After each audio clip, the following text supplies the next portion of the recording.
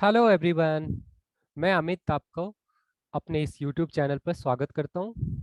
ये YouTube channel मेरा chemistry subjects को डील करता है। तो आइए हम लोग थोड़ा कुछ सीखेंगे। जैसे लास्ट वीडियो जो था मेरा स्ट्रेसोमेट्री का था, उसी स्ट्रेसोमेट्री को हम थोड़ा आगे बढ़ाते हैं इस वीडियोस में। देखते हैं क्या क्या क्या हम लोगों ने देखा था। जैसे लास्ट वीडियो में जो हम लोगों ने देखा था, वो देखा था बेसिकली मोल्स के बारे में देखा था, एएमयू के बारे में देखा था। अब हम उस अब आते हैं उससे आगे सेगमेंट को थोड़ा प्रोसीड करते हैं। तो चलिए स्टार्ट करते हैं। तो इसमें सबसे पहला जो एक टर्म हम लोग डिस्कस कर रहे हैं आज, वो है परसेंटेज कंपोजिशन। अब ये परसेंटेज कंपोजिशन क्या है? बहुत सिंपल चीज है, बहुत लोग जानते भी होंगे इसको। पर जैसे कि percentage composition of any elements in a compound या मॉलिक्यूल्स जब हम निकालते हैं, तो ये किसके बराबर होगा? mass of that element in the molecules by molar mass of that molecule ये काइंड ऑफ फॉर्मूला हो गया। जैसे कि एक एग्जांपल छोटा सा देख लेते हैं। एग्जांपल देखते हैं। क्वेश्चन मान लो दिया हुआ है, what is the percentage composition of what is the percentage composition of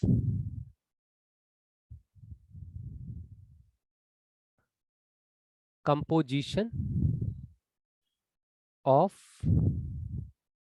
carbon in methane. बहुत सिंपल सा क्वेश्चन है। तो देखते हैं कि कैसे हम लोग करेंगे इसको। तो ऐसे कर सकते हैं। आंसर सबसे पहले क्या करना पड़ेगा? You have to know about the masses of elements, या मतलब क्वेश्चंस में प्रोवाइडेड रहेगा। इतना बेसिक्स क्वेश्चंस तो पूछता नहीं है जनरली, बट फिर भी अगर इनकेस पूछा तो वो आपको प्रोवाइड करेंगे जनरली। लेकिन बहुत लोकल सा जैसे एलिमेंट्स है, कार्बन है, ऑक्सीजन है, नाइट्रोजन है, फ्लोरीन है, क्लोरीन है, तो ये सब का आपको जानना चाहिए। तो देखो कैसे होगा। अब परसेंटेज कंपोजिशन ऑफ कार्बन अगर निकालना है, परसेंटेज कंपोजिशन ऑफ कार्बन, तो क्या होगा? Mass of carbon, carbon divided by क्या लिखेंगे हम लोग?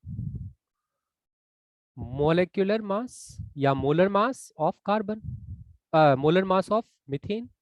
क्योंकि मीथेन पूछा था, मीथेन का फॉर्मूला CH4। इसका मोलर मास कैसे निकालेंगे? Molar mass is equals to, gram में होगा मोलर मास, लास्ट वीडियो में हम लोगों ने डिस्कस किया था। तो कार्बन का एक एटम तो 1 × 12 + 4 × 1, तो कितना? 12 + 4 is equals to 16 gram. 16 gram is the molar mass. So क्या लिखेंगे हम लोग? Percentage composition, percentage composition of carbon होगा आपका क्या? 12, कार्बन का पूछा था, 12/16 × 100 है ना, इंटू परसेंटेज कंपोजिशन है। परसेंटेज जब भी आएगा तो 100 होगा यहाँ पे। ये 100 भी था। Percentage composition mass of that element by molar mass of that element into 100, ये एक फॉर्मूला था हमारा। क्योंकि हम जानते हैं बचपन से ही कि अगर कभी भी परसेंटेज निकालना हो तो 100 से तो मल्टीप्लाई करना ही पड़ेगा, इसका नो अदर रूल है। तो ये हो गया 3, और ये हो गया 4, और ये कितना हो गया? 25। तो ये 75% इज द आंसर। ये था परसेंटेज कंपोजिशन, बहुत ही बेसिक था। अब अगला जो टर्म है वो है empirical formula. Empirical formula, empirical formula and molecular formula.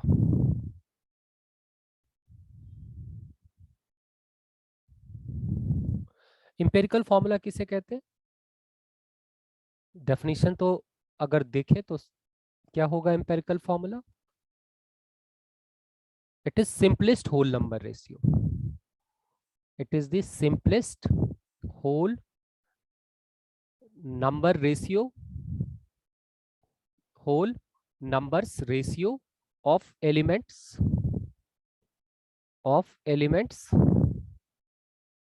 in elements of a molecule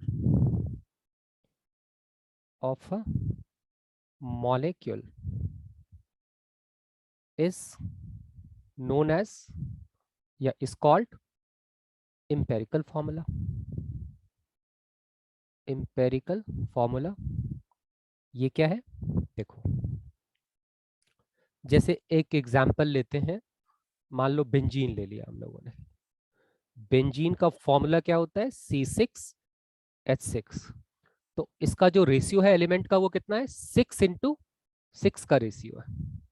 अगर हम सिंपलेस्ट, ये एक्चुअल होल नंबर रेशियो है, इसको मॉलिक्यूलर फॉर्मूला कहते हैं, आगे हम डिफाइन कर रहे हैं इसको। बट इसका अगर सिंपलेस्ट होल नंबर रेशियो आएगा तो 1:1। तो 1:1 आया तो corresponding empirical formula will be corresponding empirical formula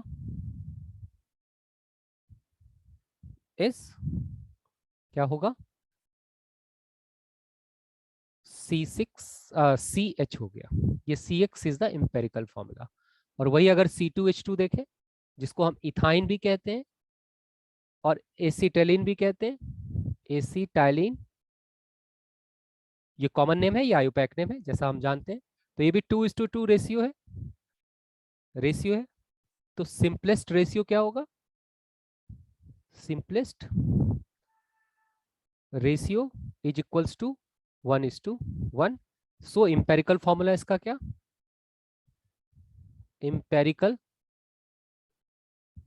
formula equals to CH। यानी कि किसी दो मॉलिक्यूल्स का इंपेरिकल फॉर्मूला सेम हो सकता है बट मॉलिक्यूलर फॉर्मूला सेम नहीं होगा दो कंपाउंड का।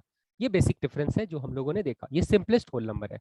अब जैसा मैंने थोड़ा बहुत तो यहाँ पर बता ही दिया है, लेकिन एक बार डिफाइन कर ले मॉलिक्यूलर फॉर्मूला। मॉलिक्यूलर फॉर्मूला किसे बोलेंगे?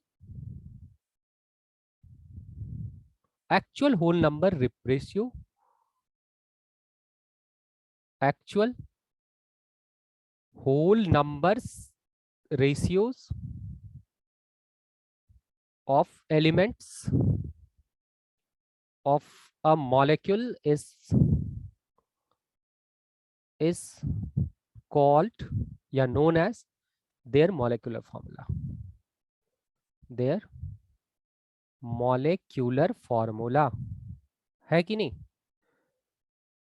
जैसे कि बेंजीन अगर हम ले रहे थे C6H6, ये क्या है? इसका मॉलिक्यूलर फॉर्मूला है। मॉलिक्यूलर फॉर्मूला है। जैसे C2H6 लिया हमने, ये क्या है? इथेन। ये क्या है? Molecular formula. Molecular formula.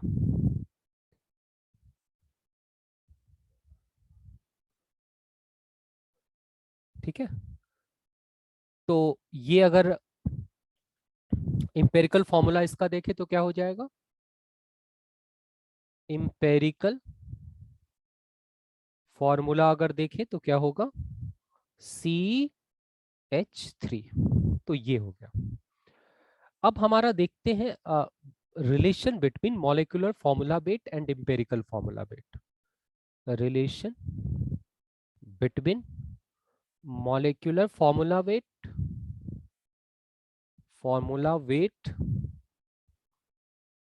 And empirical formula weight।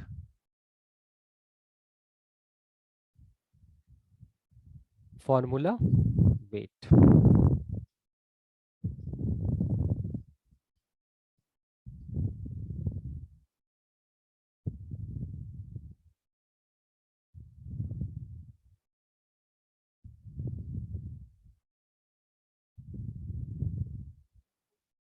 तो इस केस में हम क्या देखेंगे? हमने देखा क्या था कि मॉलिक्यूलर फॉर्मूला और इंपेरिकल फॉर्मूला का अगर रेशियो निकाले, जैसे कि 6:6 था बेंजीन के केस में। बेंजीन के केस में C6H6 था, 6:6 था। तो ये 6 कॉमन अगर हम ले लेते हैं तो 1:1 आ गया। तो अगर हम इस 6 को एक n फैक्टर बोल दे, मतलब n बोल दे या n फैक्टर भी बोल दे, जो भी बोलो, n फैक्टर और n बोले, n सिंपली n भी बोला जाता है, तो ये क्या हो जाएगा 1:1। तो इसका जो मास होगा वो क्या होगा, मास इज इंपेरिकल फॉर्मूलाज मास। अगर इस रेशियोज पे हम मास निकालते हैं तो वो क्या होगा, इंपेरिकल फॉर्मूला का मास हो जाएगा, फॉर्मूला मास होगा, है ना। और अगर हम 6:6 में निकालते हैं तो किसके मास इसके कॉरस्पॉन्डिंग निकालते हैं, तो मॉलिक्यूलर फॉर्मूला का मास हो जाएगा, है ना। यानी कि अगर हम ये n को बाहर कर ले तो रिलेशन हमारा डेवलप हो जाएगा मॉलिक्यूलर फॉर्मूला और इंपेरिकल फॉर्मूला के बीच में। कैसे, देखो, mass of empirical formula, empirical formula into n is equals to क्या होगा, mass of molecular formula, molecular formula, है ना। क्योंकि यही n जो था वो क्या था, दोनों के बीच में रेशियोज में डेवलप होता था। जब हम एक्चुअल करते थे n को कॉमन ले लेंगे तो सिंपलेस्ट बन जाता था। तो जैसे कि अगर हम यहाँ से कॉमन भी ले लिए तो कार्बन का, और जैसे C6 था और S6 था, तो देखो एक एग्जाम्पल के थ्रू अगर हम समझे, जैसे C6 था और S6 था, तो यहाँ पे 12 × 6 लिखते हैं और 1 × 6 लिखा। अगर ये 6 को कॉमन ले लोगे तो 12 + 1 हो जाएगा। यानी कि ये जो मास का सम निकाला वो इंपेरिकल फॉर्मूला का सम है। यानी n अगर हम बाहर ले भी लिए तो जो मास आया, n अगर बाहर ले लिए तो जो मास आया वो इंपेरिकल फॉर्मूला का, अगर 6 और इस n से या 6 से, इस पर्टिकुलर केस में 6 है, से मल्टीप्लाई कर देंगे तो वो मॉलिक्यूलर फॉर्मूला का वेट हो जाएगा।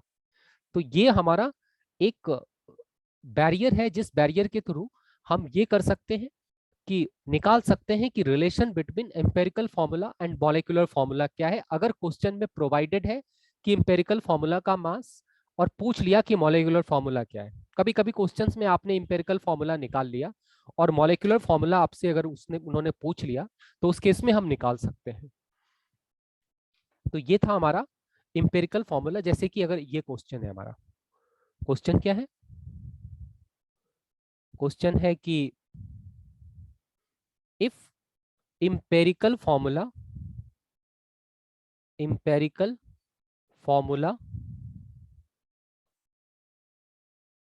is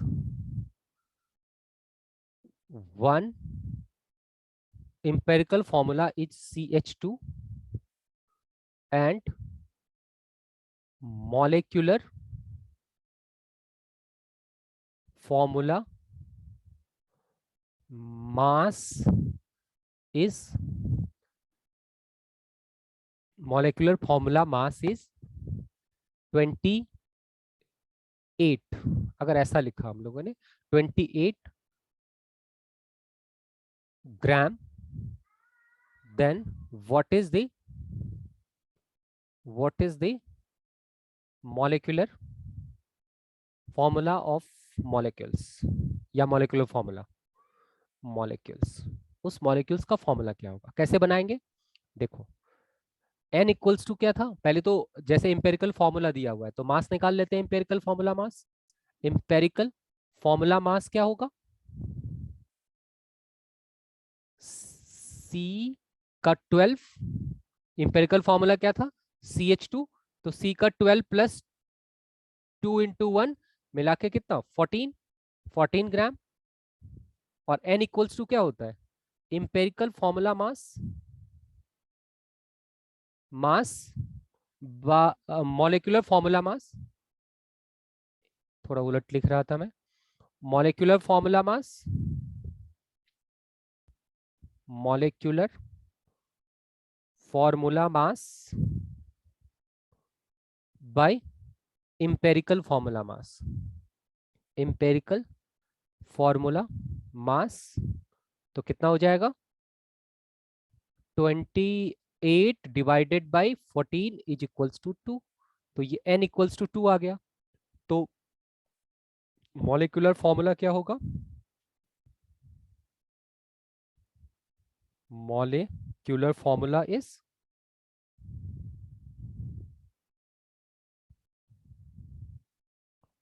formula is equals to कितना हो गया? 2 इंटू, मतलब 2 से मल्टीप्लाई कर देंगे और ये हमारा इंपेरिकल फॉर्मूला 2। तो ये हो गया, मतलब 2, ये जो 2 है एग्जैक्टली ये एटम के रेशियोज का है। तो इसका रेशियोज कितना हो गया? C2H4। ये हमारा इंपेरिकल मॉलिक्यूलर फॉर्मूला आ गया। तो ये एक रिलेशन था जिसके थ्रू हम दोनों का निकाल सकते थे, मॉलिक्यूलर फॉर्मूला और एटॉमिक फॉर्मूला का रिलेशन। उसके बाद कुछ टर्म्स हैं, उसके बारे में देख लेते हैं। सबसे पहले तो डेंसिटी का देखते हैं। डेंसिटी क्या था होता है, क्योंकि ये फिजिकल केमिस्ट्री में टर्म्स, ये सारे टर्म्स जो अभी हम डिस्कस करेंगे वो आपको टकराएगा और इसके बारे में हम लोगों को जानना चाहिए। और अच्छे से अगर कंसेप्ट क्लियर है तो फॉर्म क्वेश्चंस को सॉल्व करना हमारे लिए बहुत ही आसान हो जाता है।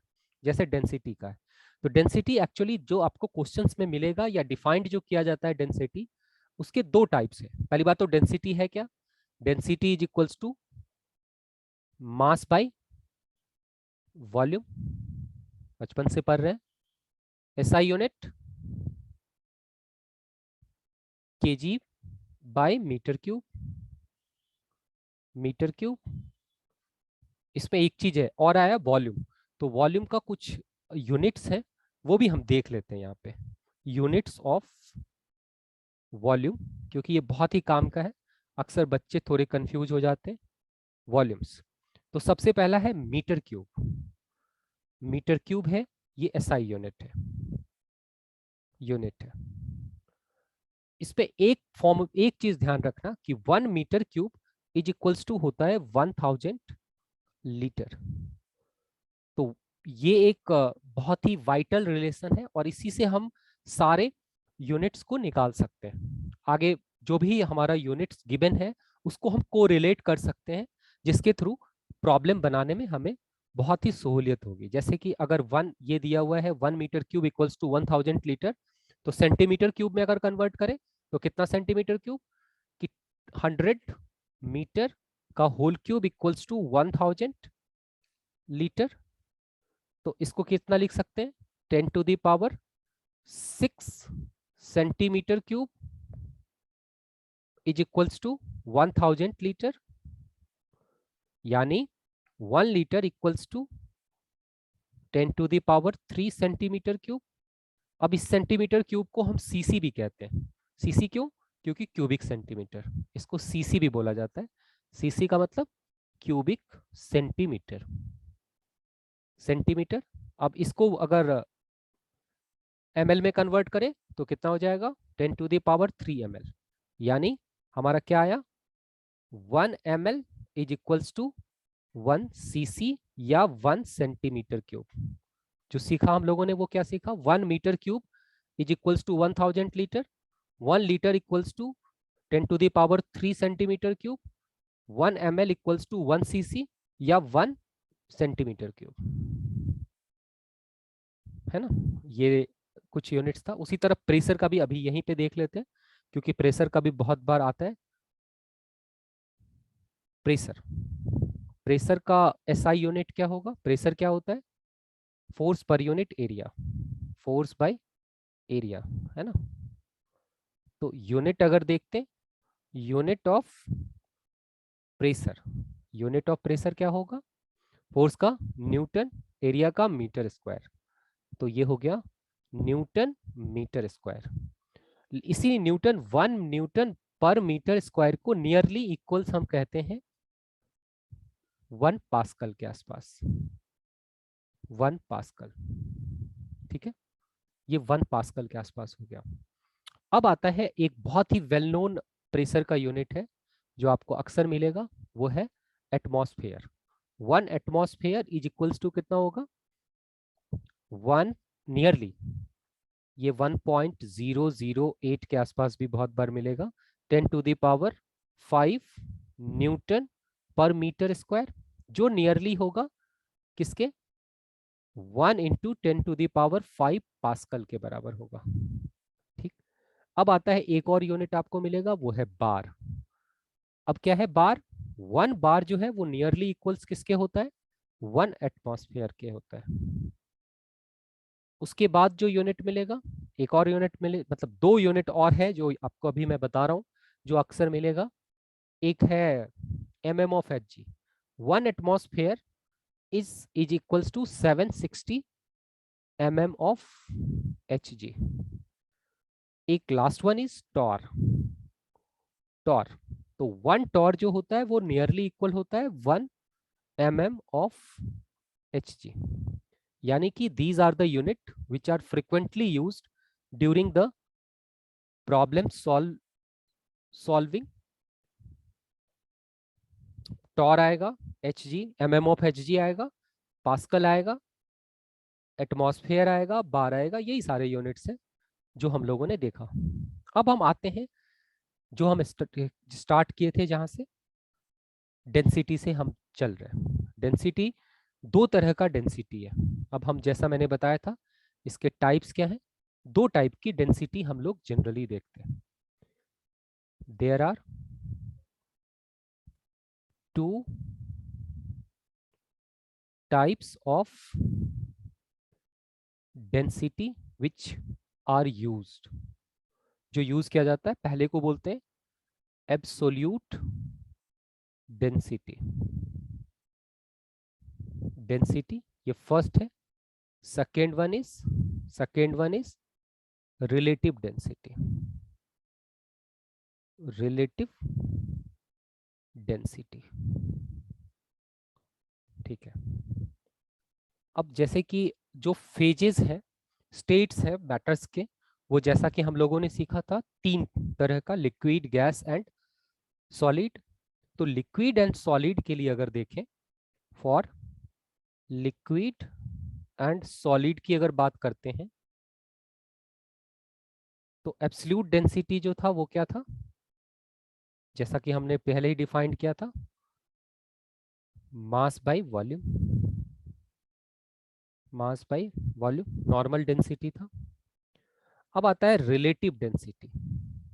अगला जो टर्म है वो है रिलेटिव डेंसिटी। और ये रिलेटिव डेंसिटी क्या है? रिलेटिव डेंसिटी है density of substances,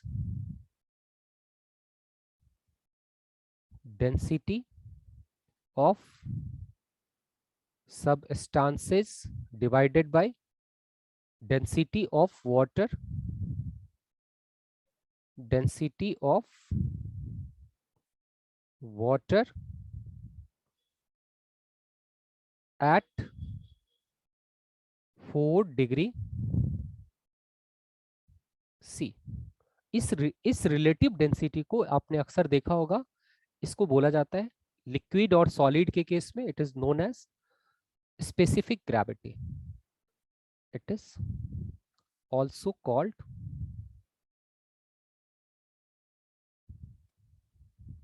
specific gravity. यानी कि अगर कभी भी स्पेसिफिक ग्रेविटी क्वेश्चन में मेंशन है, इसका मतलब it is a relative density. और वो रिलेटिव डेंसिटी किसके लिए होता है? लिक्विड और सॉलिड का। और किसके रेस्पेक्ट में? तो density of water at 4 degree C पे, उसके रेस्पेक्ट में। अब गैसेस का देखें, for gases absolute as usual. Absolute density का तो जैसा मैंने पहले ही फॉर्मूला में लिखा था कि एब्सोल्यूट डेंसिटी क्या था? मास बाय वॉल्यूम। इस केस में जो रिलेटिव डेंसिटी है उसको बोला जाता है vapour density.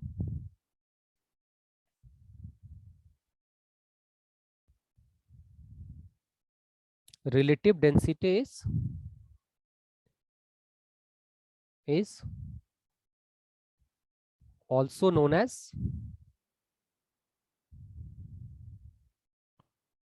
vapor density।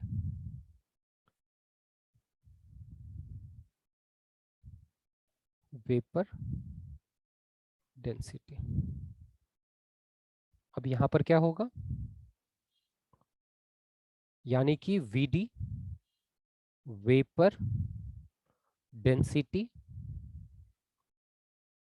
Is equals to क्या लिखेंगे, रो या D density of gas by density of H2। तो ये कितना हो जाएगा, पी एम गैस पर आर टी, टेम्परेचर अगर कांस्टेंट है तो, और इसको लिखेंगे P M H2 by R T, pressure और टेम्परेचर कांस्टेंट है तो डेंसिटी का क्या होता है, D equals to P M by R T, है ना। तो टेम्परेचर और प्रेशर कांस्टेंट है, अगर उस केस में रिलेशन निकालना है वेपर डेंसिटी और मोलर मास का, तो उसी का फॉर्मूला है।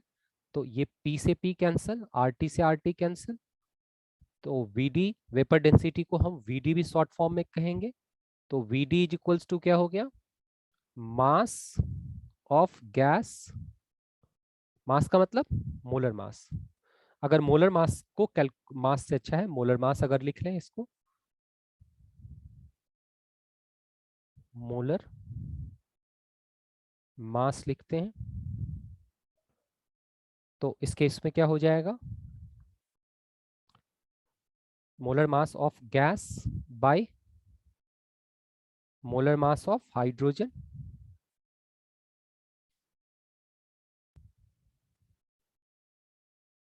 हाइड्रोजन। तो Vd कितना हो गया, molar mass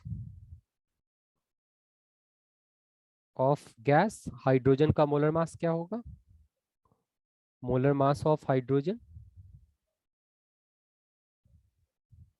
H2 is equals to 2 into 1, तो कितना हो गया, ग्राम। तो 2 ग्राम मतलब 2 ग्राम, इसीलिए मोलर मास अगर निकाला जाए, molar mass of gases is equals to 2 into VD, VD मतलब वेपर डेंसिटी। ये बहुत ही फेमस फॉर्मूला है जो आपको हर एक गैस के लिए यूज किया जाएगा क्वेश्चंस के ड्यूरेशन में। अब हम देखते हैं केमिकल इक्वेशंस या केमिकल रिएक्शंस के बारे में। जैसे एक रिएक्शन हमने ऑप्ट किया, ए गैस लिखा, बी गैस लिखा, सी गैस लिखा, डी गैस लिखा। तो ये एक रिएक्शन है। इस रिएक्शंस के कुछ पॉइंट्स हैं जिसके बारे में हम लोग अभी डिस्ट्रीब्यूट करते हैं, जिसको मैंने लिखा attributes of the balanced reaction. Balance reaction में सब 2 3 4 चीज जो अभी हम लोगों ने लिखा हुआ है वो क्या क्या है। सबसे पहला क्या होना चाहिए कि जो नंबर ऑफ एटम्स होना चाहिए किसी भी एक पर्टिकुलर एलिमेंट का रिएक्टेंट में, वो क्या होना चाहिए, इक्वल्स होना चाहिए प्रोडक्ट में। मतलब अभी हम आएंगे जब एक इक्वेशन पे, तो आपको पता चल जाएगा कि मैं ये क्या है। दूसरा है कि चार्ज जो होना चाहिए वो बैलेंस्ड होना चाहिए। मोटा मोटा देखा जाए तो यही 2 चीज है कि मास और चार्ज दोनों क्या होना चाहिए, बैलेंस होना चाहिए। एक और चीज है कि जब बैलेंस इक्वेशन लिखा हुआ रहता है तो उसके ब्रैकेट में आपका फिजिकल स्टेट, जैसे मैंने गैस और गैस मेंशन किया है, तो गैस गैस या कभी कभी सॉलिड लिक्विड या सॉलिड गैसेस, फिजिकल स्टेट को भी लिखा जाता है किसी बैलेंस इक्वेशन में। ये भी बैलेंस्ड इक्वेशन में लिखा जाना है। अब जैसे जो भी रिएजेंट लिखोगे वो सारे रिएजेंट एटॉमिक फॉर्म में ना लिख करके मॉलिक्यूलर फॉर्म में, अगर वो एग्जिस्ट कर रहा है मॉलिक्यूलर फॉर्म में तो मॉलिक्यूलर फॉर्म में हमें लिखना होगा।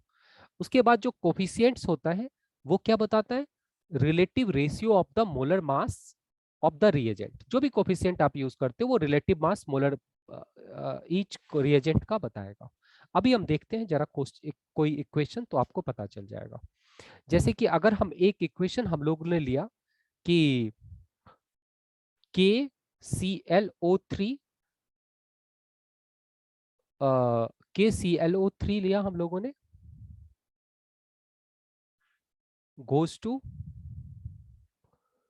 KCl, और क्या होगा, O3 लिया, O2 लिया, तो ये 3 हो गया, यहाँ पे 2 लगा दो, यहाँ पे 2 लगा दो, ठीक है, तो ये एक इक्वेशन जैसे लिखा हम लोगों ने।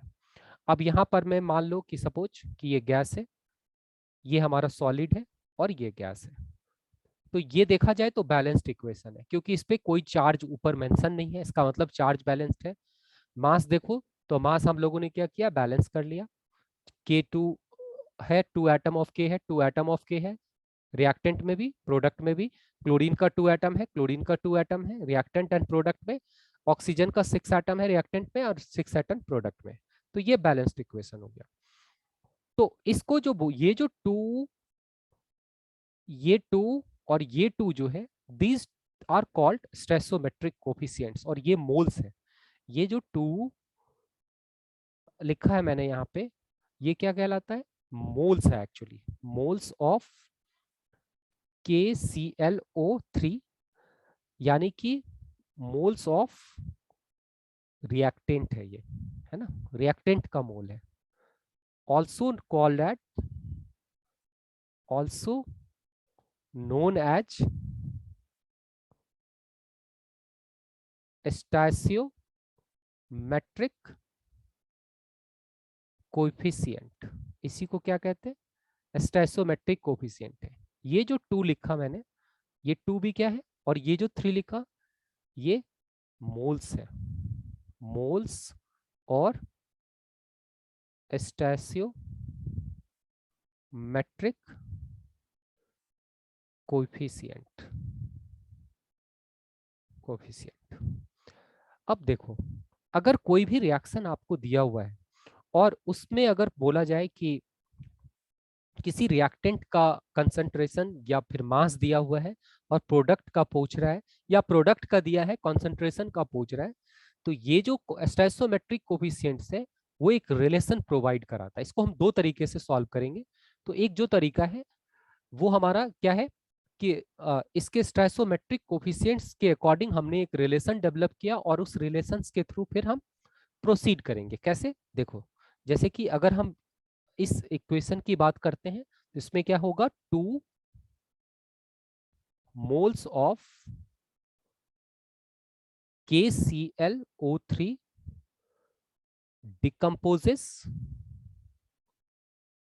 decomposes into 2 moles of KCl and 3 moles of O2। तो ये एक तरह से हमारा रिलेशन प्रोवाइड कर दिया। अब जैसे कि अगर मैंने क्वेश्चन ऐसा आ गया, इसी इक्वेशन में क्वेश्चन आ गया कि what is the amount of O2, amount का मतलब दोनों अगर है mass and mole of O2 form by decomposition of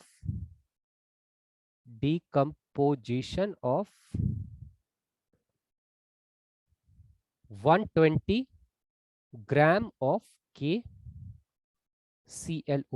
question ऐसा अगर आ गया तो क्या करेंगे हम, देखो, सबसे पहले ये जो बेसिक मेथड है वो यूनिटरी मेथड है।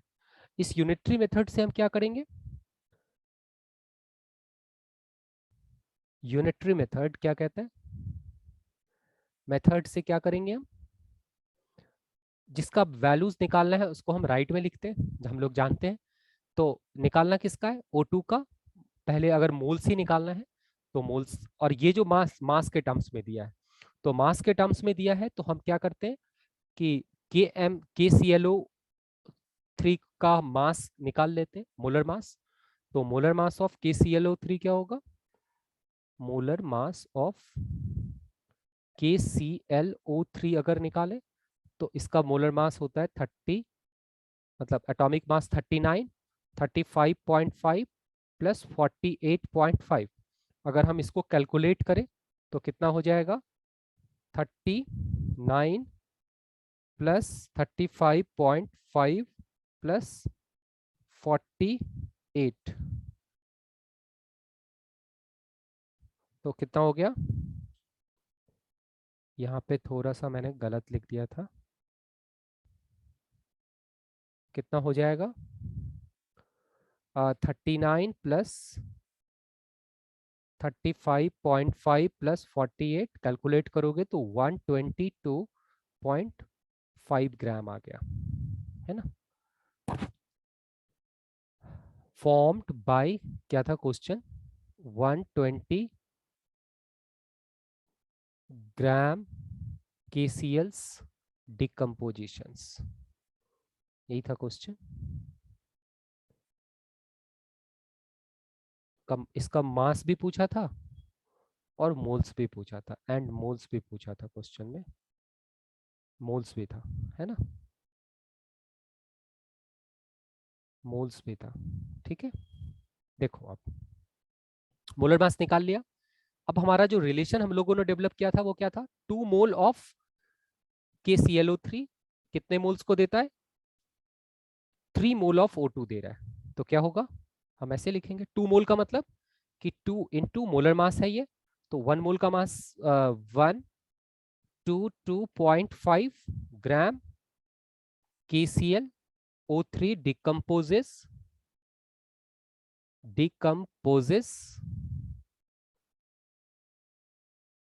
decomposes into 3 mole of O2, है ना। तो आपका 120 ग्राम है, तो 120 ग्राम कितने को देगा, 3/122.5 इंटू 2 इंटू 120। तो अगर हम इसको कैलकुलेट करें तो कितना आंसर आ जाएगा, इंटू 120 इंटू 3 डिवाइडेड बाई 2, तो ये आ गया आंसर इज 1.47 के अराउंड आया। ये मोल्स आ गया किसका, O2 का।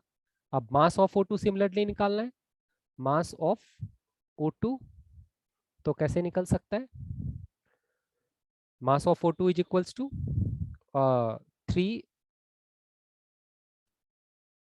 ये इतना है तो मोलर मास ये हमारा मोल्स आया, तो 1.43 इंटू मोलर मास 32 इंटू 32 कर लेते हैं, तो कितना आ जाएगा 47, तो 47 ग्राम इज द मास। तो ये था हमारा एक स्टैचोमेट्रिक रेशियो जिसके थ्रू हम लोगों ने क्या किया, कोफिशिएंट्स के रेशियोज के थ्रू निकाला। एक दूसरा मेथड है जिसके थ्रू भी हम लोग कैलकुलेट करते हैं, वो है, उसको कहते हैं प्रिंसिपल ऑफ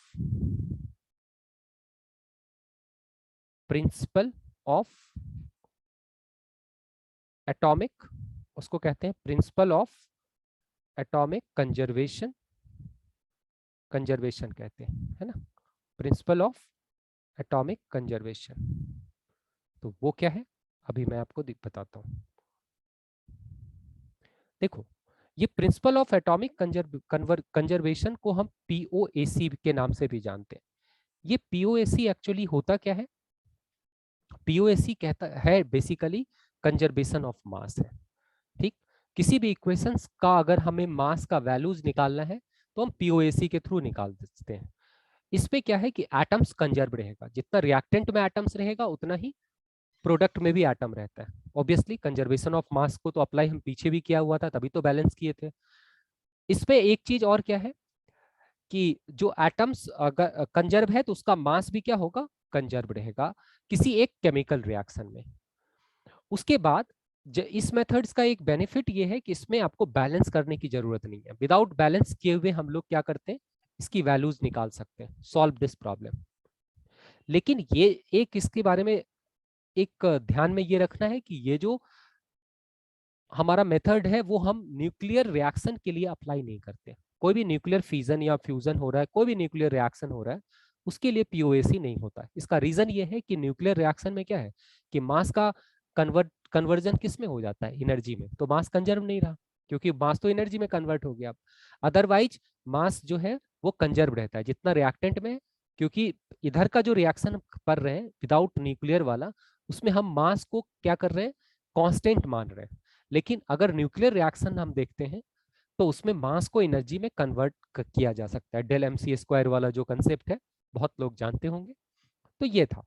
अब इसमें कैसे निकाला जाता है, जो देखो जैसे कि एक क्वेश्चन हम लोगों ने लिया था, वही रिएक्शंस को अगर हम कंसीडर करें, रिएक्शन क्या था, KClO3 solid goes to KCl solid plus O2 gas.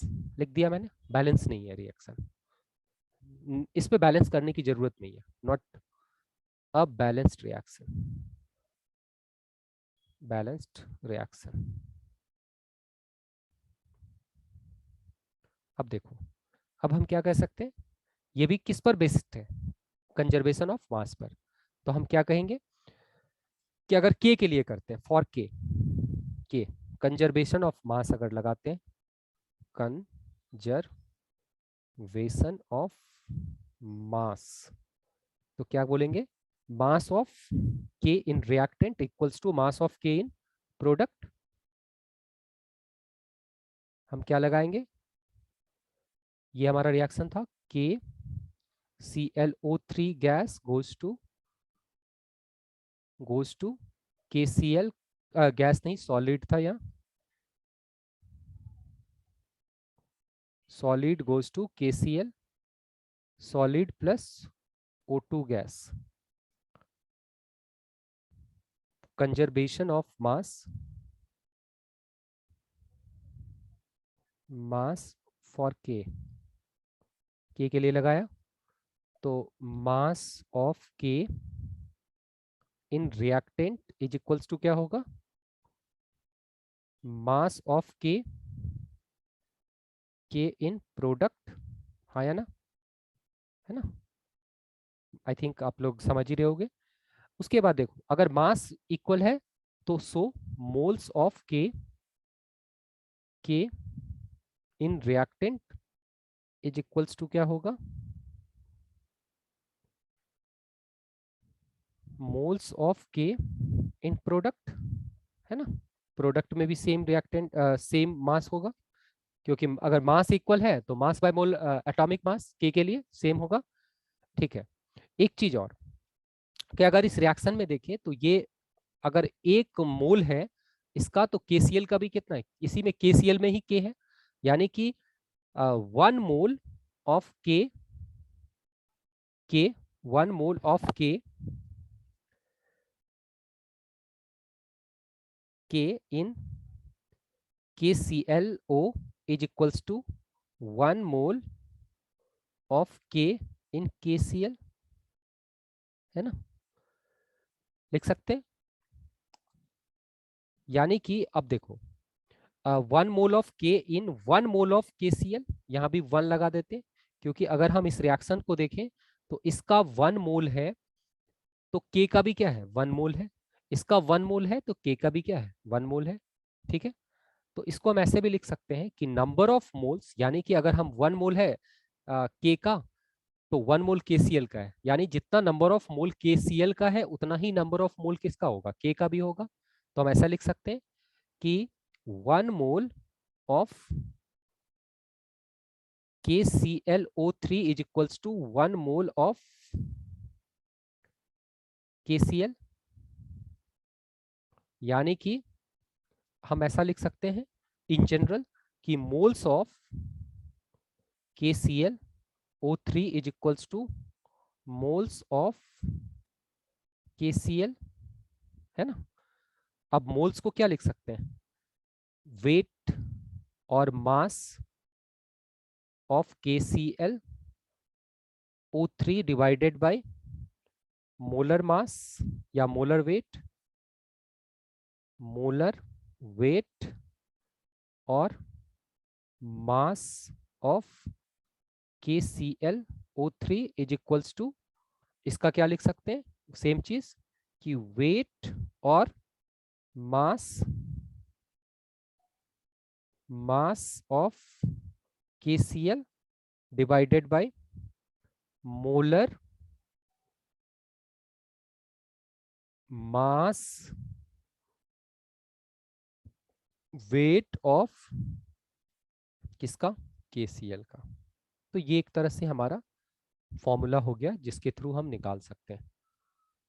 Similarly अगर हम इसी में देख लें ऑक्सीजन का, तो देखो ऑक्सीजन के केस में क्या था, यहाँ पे ऑक्सीजन कितना था, इसका अगर 1 था तो यहाँ पे 3 था, तो यहाँ पे 1 था। O2 की अगर बात करते हैं तो क्या हो गया, या ऑक्सीजन की ही बात कर ले तो ऑक्सीजन कितना था, 3 मोल पहले, एक मिनट, हाँ, क्या होता है इसमें कि moles of O in KClO3 is equals to moles of O in O2 हो जाएगा, O2 हो जाएगा। अब इसमें मोल्स कितना है, 3 है। अगर ये 1 मोल में देखें तो 3 into moles of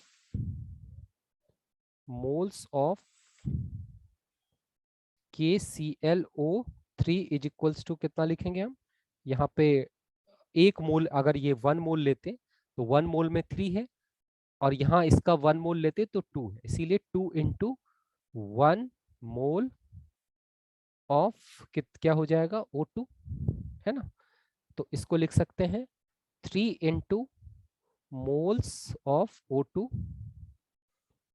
moles of KClO3 is equals to 2 into moles of O2, तो ये हो जाएगा 3 into weight of KClO3 by molar weight of ClO3 is equals to 2 into weight of